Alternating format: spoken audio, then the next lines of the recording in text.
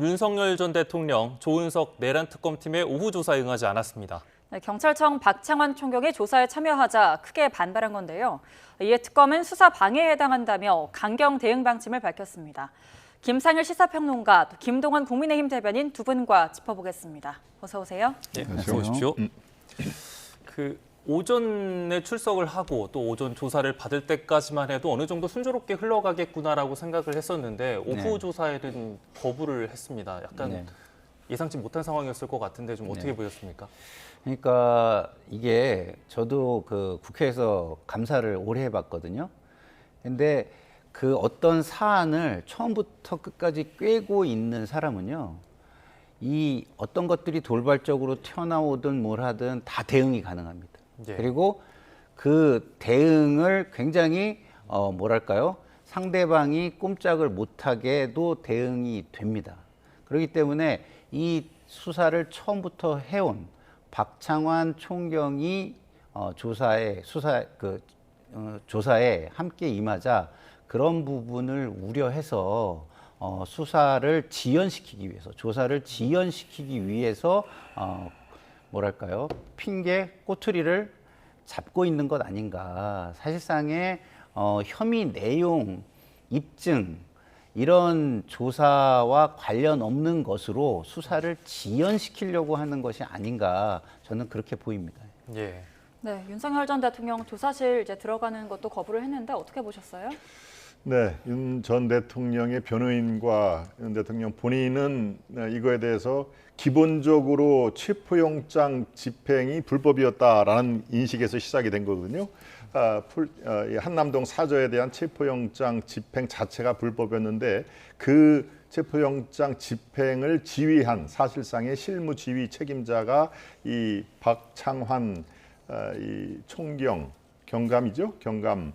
예, 이 경찰 내에서는 팀장으로 보통 부른다고 하는데 그거에 대한 인식에서 시작이 됐습니다만은 참 안타까운 일이 계속 벌어지고 있습니다. 이 질문 자체, 수사 자체, 또 조사 자체에 대한 어떤 그런 거에 대한 이 밀고 당기기 이런 것보다도 이 수사를 누가 하느냐, 주체를 갖고 지금 이렇게 얘기를 한 건데요. 전혀 예상치 못한 돌발 변수가 불거진 것만은 사실입니다만은 지금 시간 자체가 5시가 넘고 일단 경찰, 검찰의 수사 준칙에 보면은 9시까지로 돼 있습니다.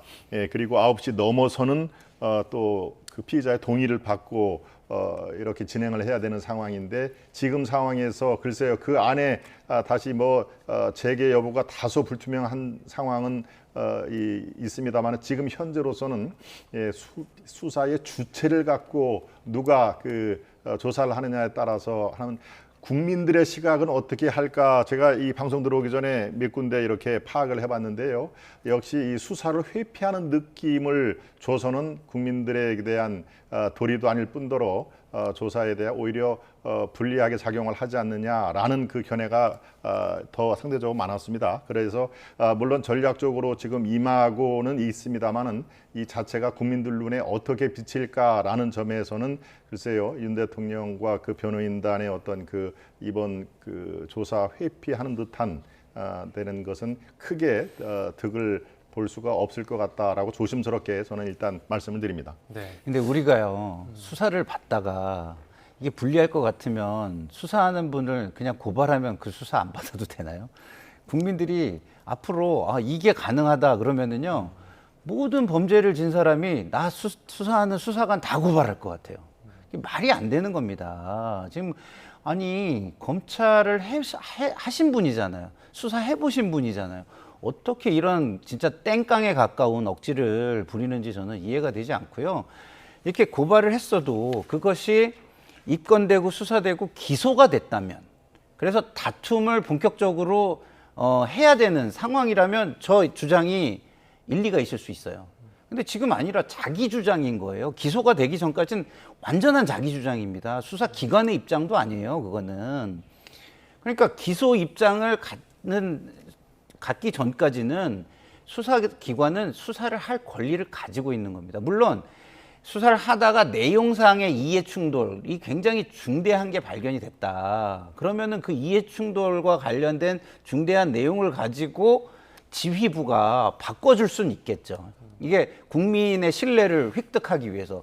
그게 아니고 수사받는 피의 대상자, 그 수사의 대상자가 내가 불리할 것 같으니까 내가 고발한 다음에 나에 대한 가해자니까 어떻게, 내지는 내가 고발한 사람으로서의 수사 대상이니까 나는 수사받을 수 없어. 이런 식으로 한다면 우리나라의 수사는요, 앞으로 다 멈출 겁니다, 다. 예. 이 특검팀 차원에서도 사실 뭐 조사자를 교체한다든지 아니면 다른 혐의를 먼저 조사한다든지 이런 방법을 택하지 않고 강경하게 대치를 해서 이런 부당한 요구에 받아들일 수 없다. 이런 차원의 스탠스였는데 여기에 대해서 좀 어떻게 보셨어요? 예, 특검의 그 입장은 뭐 일견 충분히 공감이 되는 그 부분입니다. 지금 윤 대통령과 변호인단이 그럼에도 한남동의 어떤 이 관저 수색 자체가 불법으로 이루어진 거의 지휘자다 이런 얘기를 먼저 했습니다마는 글쎄요, 특검 입장에서는 법불아귀라고 엊그저께 얘기를 한 것이 있지요. 예, 법 앞에서는 어떠한 특권 또 귀한 존재한테 아첨하지 않는다라는 얘기를 처음부터 꺼냈기 때문에 특검으로서는 뭐 양보할 수 없는 그런 사안이 되는 것입니다. 만약에 변호인단이 저 사람한테는 조사를 못 받겠다, 바꿔주세요라고 그렇습니까?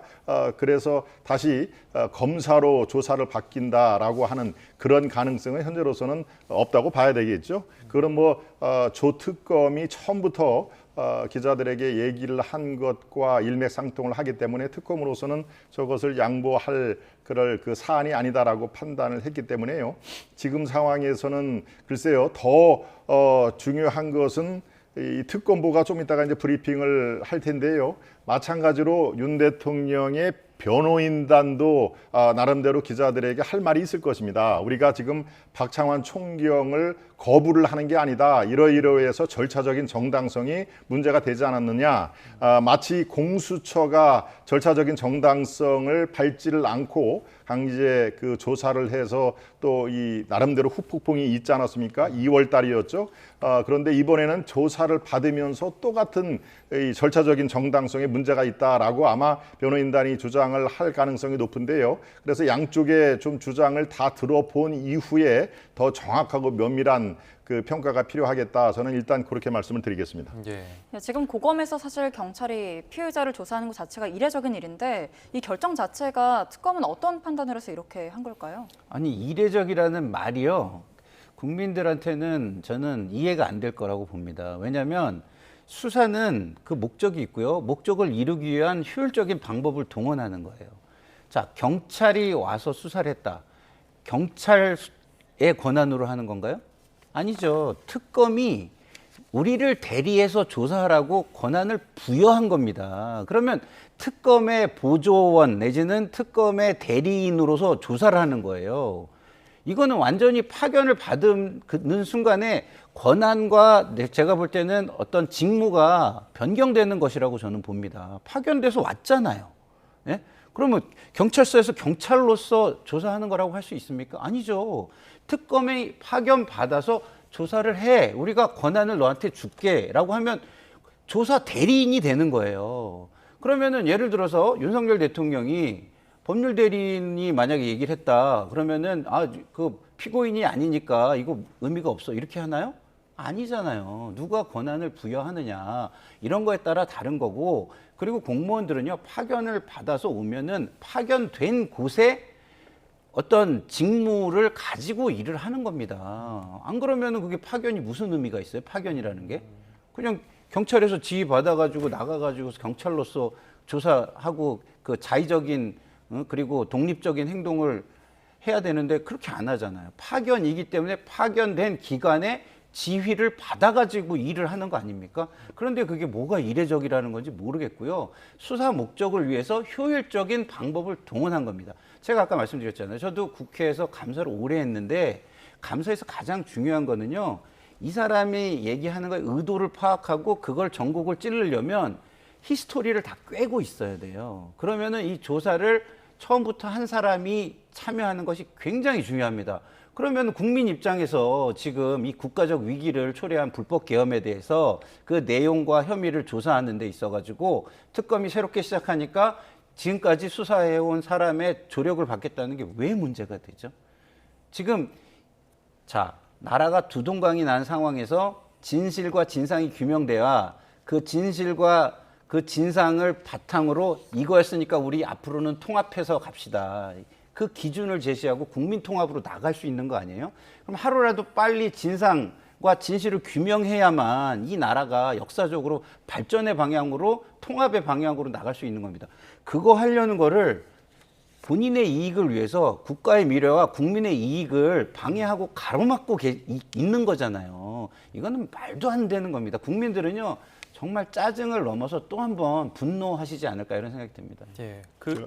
앞서도 말씀해 주시죠. 예, 짧게 글쎄 보완 설명이랄까요? 저는 이 특검부의 수시 브리핑이 지금 필요할 텐데 브리핑이 지금 열리지 않고 있는 걸로 봐서는 계속 변호인단과 어떤 지금 말씀 도중에 지금 나오는 상황인가요? 아닙니다. 네, 저 자료 자료 화면이군요. 화면입니다. 바로 네. 이럴 때 특검부의 브리핑이 빛을 발할 텐데요. 지금 사안이 이런 상황이다. 그리고 변호인단과는 계속 지금 얘기를 돼 있고 이런 게 필요할 텐데 아직까지 어떤 세부적인 그런 그 사안에 대해서 이견이 있는 걸로 보입니다만은 이럴 가능성은 제가 있겠습니다. 10시부터 10시 14분까지 이른바 오늘 수사가 이렇게 이루어집니다라고 특검부들이 변호인단한테 설명을 했거든요. 예, 거기에 그렇죠. 조은석 특검이 직접적으로 설명을 하지 않았습니다만은 특검부 두 분이 설명을 했다고 제가 파악을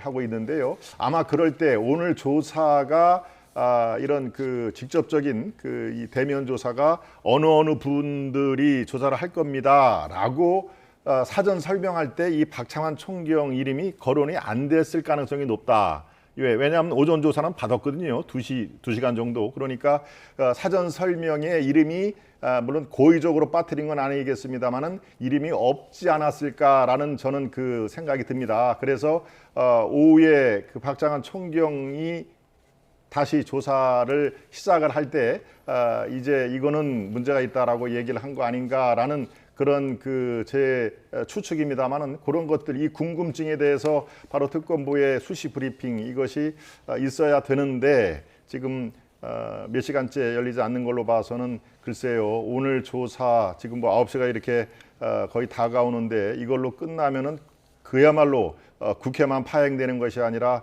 특검 조사 자체도 또 파행의 길로 이 첫날부터 가는 것 같아 참 저는 안타깝습니다. 그리고 초두에 말씀드린 대로 국민의 시각에서 이것을 바라보면 바로 윤 대통령과 그 변호인단이 자꾸 회피하는 모습 그리고 오늘 아침에도 우리가 설왕설래 있었습니다마는 바로 지하 주차장 출입구로 가느니 마느니 이거에 대해서 또 주목을 하지 않았습니까? 거기에 대해서 당당하게 지하 주차장을 포기를 하고 공개적으로 1층의 모습을 보였을 때는 저는 정말 저렇게 당당하게 응하면 되겠다. 마치 회피하는 모습은 더 이상 그 윤 대통령과 그 변호인단을 위해서도 적절하지가 않다라고 생각을 했는데요. 마치 이 조사 주체에 갖고 또 파행을 지금 빚을 위험에 있어가지고 저는 그게 대변인으로서도 그렇고 국민의 한 사람으로서도 그렇고 참 착잡한 심정입니다. 예, 말씀 주신 것처럼 오전에는 조사를 받았는데 오후에는 다시 거부를 했단 말이죠. 그 과정에서 변호인단이 어떤 역할을 한 것이 아니냐. 이래서 박지원 특검보 같은 경우에는 수사 방해다, 허위 사실로 수사를 방해했다라고 해서 수사 착수를 검토한다 이렇게 얘기했는데 여기에 대해서는 어떻게 평가하십니까? 글쎄요, 변호인을 수사하는 문제는 또 다른 차원이지만 수사 방해냐 아니냐까지의 질문만에 답변을 드린다면 이건 명백한 저는 수사 방해고 지연 전략이라고 생각합니다. 예. 자, 생각해 보세요. 이 본질의 내용에 들어가지 못하게 다른 논란을 일으켜 가지고서 그 논란에 이목을 집중하게 만드는 거잖아요. 이거는 지금 그 피고인 측의 의도에 우리가 지금 넘어가고 있는 거예요. 여기 넘어가 주면 안 돼요. 예? 본질로 계속 그냥 가야 됩니다. 그냥 무시해버리고 가야 돼요. 이거에 넘어가 주니까 자꾸 시간은 지연되고 국민들은 또 이것 때문에 또 갈등은 또 더 커질 수 있는 어떤 가능성이 생겨버리고 계속 이러는 거거든요. 자, 본인의 정치적 어떤 영향력과 이익을 갖기 위해서 계속 이렇게 하는 행위를 이 국민과 역사가 용서할 수 있겠습니까? 특검은요, 이런 부분을 당당하게 이 의도를 파악하고 이런 의도에 넘어가지 않을 수 있는 방안을 만들어서 이런 논란 자체를 아예 무시해버리고 불식시켜버리고 그냥 수사에 돌입해야 된다. 이런 걸 오히려 단죄하듯 저는 가야 된다. 이런 생각이 듭니다. 예. 예, 변호인단 측에 대한 이 수사 방해 성립될 수 있을까요? 수사 방해 지금 특검 측 논리대로라면, 그리고 또 제가 방송 들어오기 전에 변호사 지인 변호사들하고 이렇게 취재를 했습니다마는 저 자체만으로도 특검 측이 주장하는 수사 방해가 적용될 수 있다 하는 얘기를 하더군요. 그런데 그것을 몰랐을까? 윤 대통령도 검찰총장까지 한 이 경력이 있고 저 변호인단도 화려하다면 화려한 그런 그 법조인의 생활을 했던 분들이 저렇게 보이콧을 하면 이게 수사 방해의 그 범죄에 해당된다라는 것을 충분히 알고 있었을 겁니다. 그런데도 저게 지금 몇 시간째 저걸로 공전을 했는다는 얘기는 지금 우리가 아직 밝혀지지 않은 그 안에 어떤 뭔가가 저는 있을 것 같은데, 그래서 아까 수시 브리핑이 지금 필요한 때다, 이걸 못하고 있는 것도 아마 분명히 배경이 있을 것이다라는 그런 이 전망을 제가 해보는 상황인데요. 우리가 여기서 지금 분석을 하고 있습니다마는 기본적으로 지금 저렇게 윤 대통령 측에서 수사 방해라는 것을 많은 분들이 지적을 하는 것을 몰랐을 리는 분명히 없을 텐데, 그 이상의 밝혀지지 않는 그런 거를 지금 놓고 논쟁을 하는 거 아닌가라는 그런 생각인데, 바로 그 무엇이 궁금할 뿐입니다. 아직 저희들한테 정보가 오질 않았으니까요. 그런데 이게 바로 오늘 하루만 하고 이게 9시까지 지나가면은 두 번 다시 소환을 못 하거나 이 다른 그 법 집행의 진도가 못 나가는 그런 상황이라면은 지연 전략이라고도 할 수가 있습니다만은 그렇지가 않지 않습니까? 오늘 말고도 또 이 직접 대면 조사를 요청할 수도 있고, 뭐 여러 가지 체포영장 집행 그 이상으로 또 구속 이런 것들은 법 절차에 앞으로 많이 남아 있는 거기 때문에 이건 단순한 지연 전략일 수는 없다 하는 거기 때문에 그 논쟁이 지금 우리가 알지 못하는 그런 거에 대한 궁금증만 계속 지금 더한 상황인데요. 빨리 밝혀졌으면 좋겠습니다. 네, 저는 예. 법원 쪽에도 좀 말씀을 드리고 싶은 게요. 예. 이렇게 되면은요, 윤석열 대통령 측에서는요, 지난 체포영장 심사에서요, 명백하게 거짓말을 한 거예요. 그러면 앞으로 영장 심사하실 때 이런 동종의 이런 어떤 기만 행위들에 대해서도 감안을 해가지고 그동안의 태도, 그 다음에 이런 기만 행위, 말 이런 거 다 감안해가지고 영장에 대한 판단을 하셔야 된다라는 말씀을 저는 법원 쪽에 드리고 싶습니다. 네.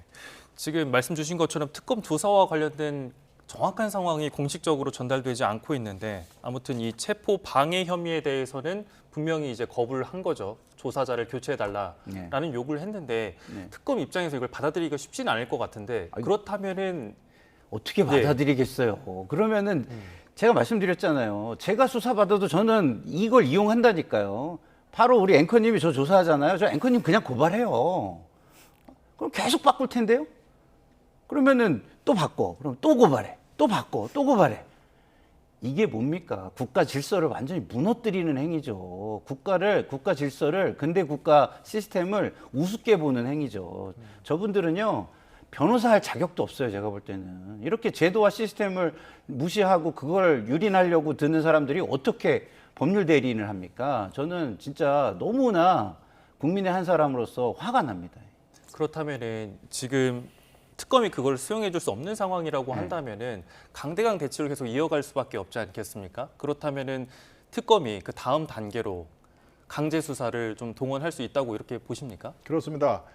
이 수사 준칙상 밤 9시가 넘을 경우에는 피의자의 동의를 받아야 되거든요. 그런데 지금 저런 상황에서 윤 전 대통령 측이 오케이 좋습니다, 뭐 야간 조사합시다라고 나올 리는 만무하지 않습니까? 그러니까 오늘 그래서 제가 오늘 더 이상 진척되기가 굉장히 어려운 상황이다라고 뭐 몇 시에 귀가를 하든 간에 근데 거기서 끝나는 상황이 아닌 것이죠. 체포영장이라든가 그 뒤에 다시 또 구속영장이라든가 남아있는 사법 절차가 지금 많이 있지 않습니까? 예, 강제 구인이라든가 여러 가지 상황에 맞게 지금 특검은 법 적용을 할 수가 있는 상황이기 때문에 바로 오늘이 다 끝나는 상황이라면은 전 지연 전략이 될 수가 있습니다만은 저 변호인들도 다 그것을 알고 있는 상황에서 저렇게 계속 몇 시간째 글쎄요 뭐 적절한 표현인지는 모르겠습니다만은 이 특검 측과 대치 상태 또는 뭐 논쟁 중인 상태 바로 그 핵심적인 내용이 아직 전해지지가 않았기 때문에 단지 지금 상황에서는요 박창환 총경을 바꿔라. 그러면은 조사에 응하겠다. 저는 그거는 아닌 것 같아요. 지금 상황에서 또 다른 플러스 알파가 뭐가 있을 것이다. 그렇기 때문에 변호인단이 이 수사 방해라는 걸 다 알면서도 지금 저렇게 이 특검 측과 팽팽한 그 신경전을 펼치고 있는 거 아닌가 싶은 생각인데요. 아마도 이 윤 대통령보다는 변호인단 측에서 강하게 주장을 하는 걸로 저는 파악이 됩니다만은 글쎄요, 이 조금 뒤에 잠시 후에 좀 속 시원한 브리핑을 통해서 그 핵심이 뭔지를 우리가 알고 나서 더 정확한 그런 비교 분석이 필요하겠다. 저는 그런 생각이 듭니다. 예, 지금 조사 중단된 상황에 대해서 일단 특검 측은 뭐 교체는 이제 거부한다 이런 입장인데 그러면 이제 결단을 내리겠다 뭐 이런 얘기도 했거든요. 뭘 가리키는 걸까요? 지금 다 말씀해 주신 것처럼 체포영장, 뭐 구속영장 이런 어떤 것들 강제 수사에 들어갈 수 있는 부분이 있다면 그런 걸 검토해서 들어가겠다 이런 이야기로 저는 들립니다. 근데 저는요 그런 부분이 저는 필요하다고 봐요. 지금 저 피고인이 누굽니까? 우리나라 전직 최고 권력자자 최고 그 지위를 가지고 있던 사람이에요. 근데 그런 사람이 일반 시민 한 사람이 지키는 어떤 도덕적인 내지는 책임감, 그다음 의무 이런 의식이 하나도 없다는 걸 지금 보여주는 거 아닙니까? 그렇다고 한다면 법에서도 그거에 맞게 대응을 하는 것이 맞고 그리고 아까도 말씀드렸지만 법원도 이것이 반복적으로 이루어졌잖아요. 저는 지난번 체포영장 기각 때도요 이해를 못했어요. 왜? 조사 불응을 3번이나 했으면 이게 동정전과 비슷하게 동종행위가 여러 번 생긴 겁니다. 그러면 앞으로도 이런 동종행위는 계속 이어질 거라고 보는 게 맞는 거 아닙니까? 근데 수사 주체가 바뀌었다는 이유로 이걸 다시 동종행위를 확인해야 된다라는 것이 저는 법원이 이게 너무 뭐랄까 성실하지 않게 형식 논리에만 치우쳐가지고 판단한 거 아닌가 이런 불만이 있었는데요. 지금이라도 이렇게 반복되는 동종의 행위들, 불성실한 수사, 협조, 그리고 불응 이런 부분에 대해서는 판단을 할 때 감안해서 판단을 앞으로 하셔야 된다 이런 말씀을 다시 한번 강조드리고 싶습니다. 그 지금 심야 조사 얘기도 사실 하기가 좀 어려운 상황인데 지금 아직 구체적으로 들어온 상황이 없어서요. 그런데 사실 오늘 조사만 보면은 사실 많이 이루어진 게 없잖아요. 그렇기 때문에 특검 입장에서는 추가적으로 소환을 할 수 있을 것 같은데 바로 당장이라도 좀 소환을 할 수 있을까요? 그러니까 소환은 저런 식이라면은 제가 볼 때는 큰 의미는 없고요. 어떤 약간 강제 수사적인 부분을 동반할 수 있는 수단들이 강구돼야 된다고 저는 봅니다. 일단은 뭐 체포영장 이런 것들을 쳐서 체포해가지고 강제적으로 인치를 하고 이런 걸 하면은 그 다음에 구속영장으로 갈 수 있는 어떤 또 하나의 빌드업이 되는 거잖아요. 하나를 명분을 누적하는 그런 것들이 좀 더 강도 높은 행위들이 필요하지. 그냥 뭐 또 소환해가지고서 소환해가지고 오세요라고 하면은 형식적인 출석만 하고 저렇게 조사에는 사실상 불응하고 이런 식으로 된다면은 큰 의미는 없을 것이다라는 생각이 듭니다. 지금 오늘 이제 조사 진행되는 걸 봤을 때 앞으로 특검이 이제 향후 조사에 있어서 어떤 전략을 취하려고 할까요? 특검은 이 초지일관 예, 조은석 그 특검의 검사 시절에서도 이제 그런 그 스타일이 많이 나왔다는데요. 어떤 이 피의자의 가장 약한 고리, 우리가 어떤 경기를 할 때 그 상대방의 가장 위크 포인트, 약점을 먼저 치고 그 뒤에 다시 다른 공격을 한다. 이제 이게 전공법이라고 하는 건데요. 아마도 특검은 윤 대통령의 가장 약한 고리, 지금 이제 이게 내란 특검이기 때문에 내란을 실제적으로 지휘를 한 그 상황 아니냐. 그리고 여기서 파생되는 게 이제 이 아까 얘기한 한남동 관저에 대한 특수 공무집행 방해도 있고, 또 이 경호처에 대한 뭡니까 비화폰을 삭제 지시를 하려고 하는 직권남용죄가 있고, 이렇게 드러난 그 사안에 대해서 가장 유죄 판결을 받아내기 쉬운 그거에 집중을 할 것입니다. 그렇게 속전속결을 하기 위해서 김용현 전 국방부 장관도 지금 다시 그 재기소를 했죠. 다른 혐의로 기소를 한 것도 다 그런 의미로 저는 보고 있는데요. 그런 의미에서 아마 속전속결을 하는 거에 따라서 윤 대통령과 그 변호인단이 저런 이 브레이크를 거는 거 아닌가 싶은 생각이 듭니다. 왜냐하면은 그 박창환 총경이 이 사안에 대해서 이 국가수사본부 신분으로서 가장 이 사안을 잘 수사를 한 바로, 비록 신분은 경찰이지만 검사가 아니고 경찰이지만 이 사안에 대해서 누구보다도 더 훤히 들여다봤던 수사진의 일인이기 때문에 바로 조은석 특검도 그래서 박창환 총경한테 그 임무를 줬던 것이고요. 그래서 초기에 너무 이 속전속결을 하다 보니 거기에 말려들지 않겠다라고 아마 판단을 할 가능성이 대단히 높습니다만은 글쎄요, 지금은 어차피 주사위는 특검한테 가 있는 구조 자체가 피의자 이 윤 대통령이 아니고 이 주도권은 특검이 줄 수밖에 없는 상황이기 때문에 어떤 것을 전략으로 삼든 윤 대통령이 불리할 수밖에 없다. 그리고 일반적인 이 국민들 시각이 자꾸 회피하는 모습으로 보이면은 수사 자체도 그렇고 나중에 법원에 가서의 판결 때도 그렇고 이 불리한 요인으로 작용을 한다. 이런 것들이 제가 취재한 변호사들의 대부분의 어떤 그 견해였습니다. 그러니까 글쎄요, 이미 저렇게 지금 치열하게 대치 상태로 지금 파악이 되고 있습니다는 더욱더 좀 당당하게 임했으면 좋겠다. 절차상의 문제라면은 그게 절차상의 문제고, 수사 주체가 왜 박 총경이 안 된다면은 더 구체적으로 얘기를 해야 많은 분들이 공감을 얻을 텐데, 현재까지 나온 그 내용으로 봐서는 공감을 얻기가 그렇게 쉽지는 않겠다라는 생각은 듭니다만은, 지금 저 자료 화면을 보니까 제가 생각이 나네요. 저 지금 윤 전 대통령의 또 붉은색 계통의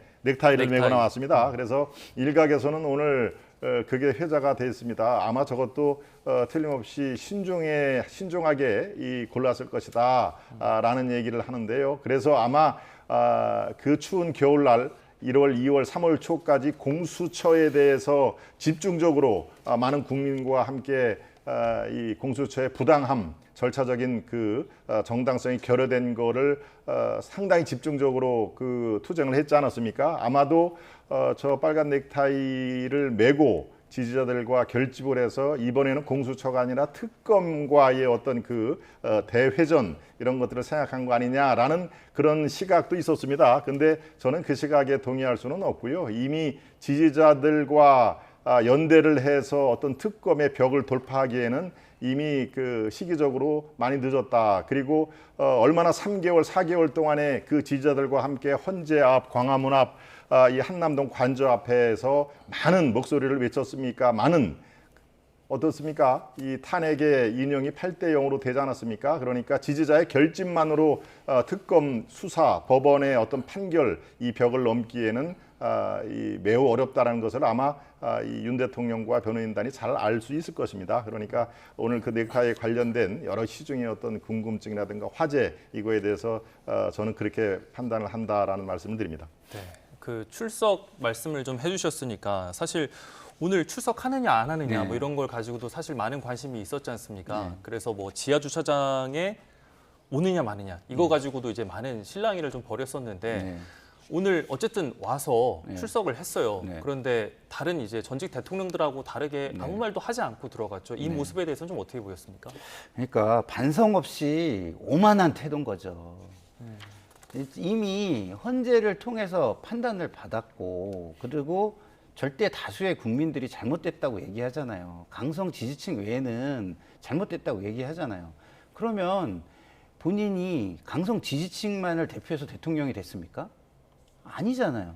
그러면 그렇게 절대 다수의 국민들에게 죄송해야 되고 그들에게 준 피해에 대해서 사과하고 반성해야 되잖아요. 안 하잖아요. 그리고 그 부분에서 잘못된 것 그리고 앞으로 있을 역사의 위험성을 제거하기 위해서 그날에 있었던 불법 개업 날에 있었던 부분을 조사하려고 하는데 불응하잖아요. 진실과 진실을 밝히지 못하게 지금 불응하잖아요. 저렇게 하면은 저거는 정말 국민들한테는 너무나 오만한 모습으로 비칠 것이고요. 그리고 오늘은 저렇게 하는 불응하는 첫날이니까 제가 볼 때는 특검도 명분 축적을 위해서 조금 이렇게 대치 상황으로 가겠지만요. 이 다음부터는 또 플랜 B를 만들 겁니다. 소환을 해서 불응하면은 제가 볼 때는 법원에 바로 구인장 발부 청구를 할 것이고요. 그리고 소환에 응하지 않는다면 체포영장 발부를 바로 청구할 것이고요. 그리고 그런 모든 것들이 또 무력화 시도를 한다면은 제가 볼 때는 구속영장까지도 갈 수 있다. 윤석열 대통령은 지금 이것을 지켜보는 국민들의 분노를 생각해야 되고요. 특검은 그런 것들이 앞으로의 이런 약간 강단 있는 어떤 결단의 명분으로 충분히 활용할 수 있게 될 것이다. 이런 생각이 듭니다. 오늘 윤 전 대통령 출석하면서 이제 침묵한 것에 대해서 반성이 없는 것이다라고 하셨는데 어떻게 보세요? 글쎄요, 저도 국민께 죄송하다라는 그 멘트는 기대를 했습니다. 예. 아무 이렇게 노코멘트 성격의 그래서 지하 주차장을 고집했는지는 모르겠습니다만은 어찌됐든 간에 나중에 판결이 윤 대통령의 다소 유리하게 나오더라도 일단 국민들께 심려를 끼쳐드려서 죄송하다라는 것은 우리가 아주 일상적인 그런 그 입에 발린 말이 아니라 실제적으로 국정을 책임졌던 대통령으로서는 사실 국민들께 그 정도 수위의 그 말은 할 필요가 있다. 이것은 뭐 노무현 대통령 때도 그렇고 박근혜 대통령 때도 같은 취지의 얘기를 했습니다. 예. 같은 국민 여러분께 심려를 끼쳐드려서 참 송구스럽다 하는 얘기는 저도 오늘 그 나올 줄 뭐 법원이라든가 이런 그 재판에 왔다 갔다 한 거하고 다르게 오늘의 어떤 그 의미는 사실은 수사받는 특검으로서는 첫 출두거든요. 소환이. 그러니까 예. 그런 의미에서 물론 노무현 대통령은 저 이 봉화마을에서 버스를 타고 검찰청 그 건물 앞에 내려서 국민들께 송구하다는 말씀을 짤막하게 하고 조사를 받아 들어갔습니다마는 윤 대통령은 집이 바로 아크로바스타는 딱 2분이 걸렸더군요. 아침에 보니까. 예. 그런 의미에서 글쎄요, 본인이 지금 이 비상계엄이라든가 일련의 어떤 탄핵 국면 여기에서 할 얘기는 뭐 많은 것은 잘 알고 있습니다만은 국민들께는 일단 그 송구하다는 말씀은 좀 필요했다 이렇게 보고 있습니다. 그런데 마찬가지로 조은석 특검에게도 제가 조금 아쉽다 하는 얘기는 조은석 특검이 어차피 특검에 자기 그 본인 밑에 특검보가 여러 명이 있고 수사관들이 있고 바로 이 박창환 총경도 경찰에서 파견 나온 그런 그 수사관이지만 이 특검의 대표자는 역시 조은석 예. 특검 아니겠습니까? 그런데 조은석 특검과 윤 대통령과의 티타임이 지금 없었던 걸로 나옵니다. 예. 특검보들이 변호인단에게 오늘 수사와 조사는 이렇게 하겠습니까? 이렇게 하겠습니다라고 예. 얘기를 하고 서로 의견 교환을 한 게 14분 정도 걸렸다는 얘기인데요. 바로 조 특검이 물론 뭐 관계가 안 좋다는 그런 얘기도 제가 들어서 알고 있습니다만은 사실 기수는 조은석 특검이 4개 기수가 위더군요.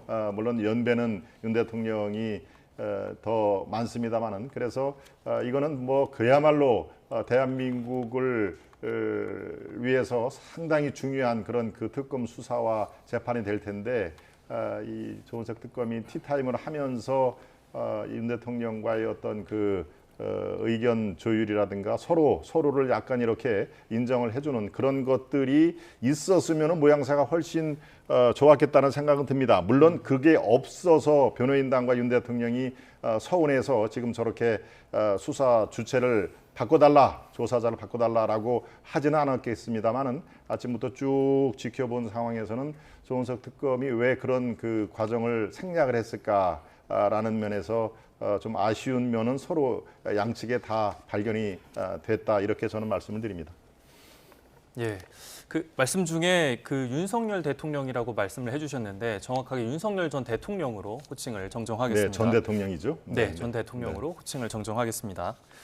그 지금 보면 사실 11개 혐의를 사실 이번 내란 특검이 다뤄야 되잖아요. 사실 이 체포 방해 혐의 말고도 많은 혐의들이 좀 남아 있는데 다른 혐의에 대해서는 이런 일이 없을까 하는 생각도 약간 드는데 어떻게 보세요?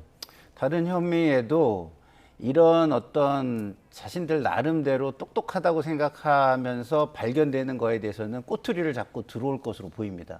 이것이 계속해서 반복된 그 행태였죠. 그래서 제가 아까 동종 전과 이야기를 한 거예요. 동종의 행위를 계속하는 사람은 이런 행위를 계속할 거라고 생각하고 판단해야 됩니다. 그래서 법원도 앞으로 체포영장이나 구속영장이 오면 윤석열 피고인 측의 행동은 이런 패턴일 것이다라는 것을 어느 정도 생각하고 판단해 주셔야 된다는 말씀을 그래서 제가 드린 것이고요. 그래서 뭐 갑자기 박창환 총경이 그 뭐랄까요?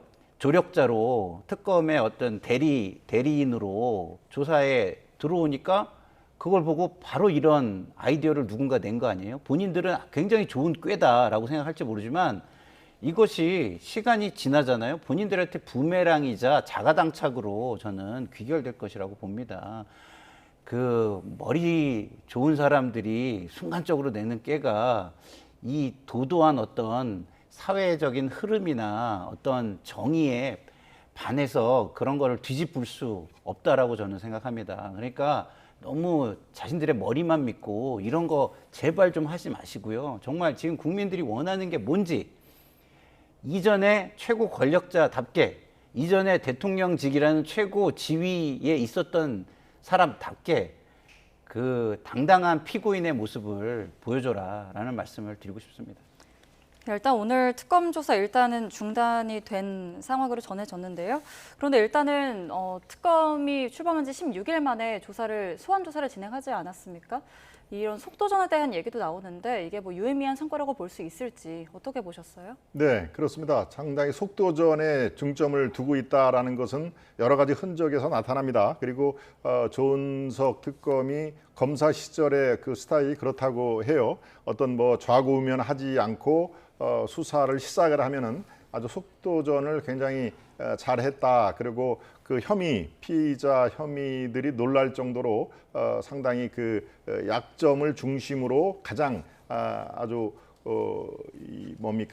유죄 판결을 받기 가장 쉬운 그런 그 죄목부터 집중적으로 수사를 하는 거에 아주 정평이 나 있더군요. 그러니까 속도전을 안 할 수가 없는 상황인 게 이번에 3개의 특검이 동시에 시작을 하지 않았습니까? 그러니까 특검끼리도 서로 선의의 경쟁을 할 수밖에 없는 그 구조입니다. 물론 사안 자체가 다 다르지만 3명의 특검이 동시에 출범을 했기 때문에 그리고 내란 특검은 가장 세계 중에서 국민들의 어떤 관심 사안이라든가 윤 대통령의 어떤 명운이 집중이 돼 있는 그런 상황이기 때문에 속도전에 처음부터 당연히 전략으로 삼고 시작을 한 거기 때문에 바로 너무 일찍부터 이 김용현 그 전 국방부 장관이라든가 또 정보사령관 노상원 정보사령관의 어떤 그 외환죄부도 막 이제 거론이 되고 특검보로부터 그런 얘기가 나오니까 야 이거는 뭐 이거 처음부터 뭐 하자는 거지라고 윤 대통령 측에서 생각을 할 만하다 그런 의미에서 상당히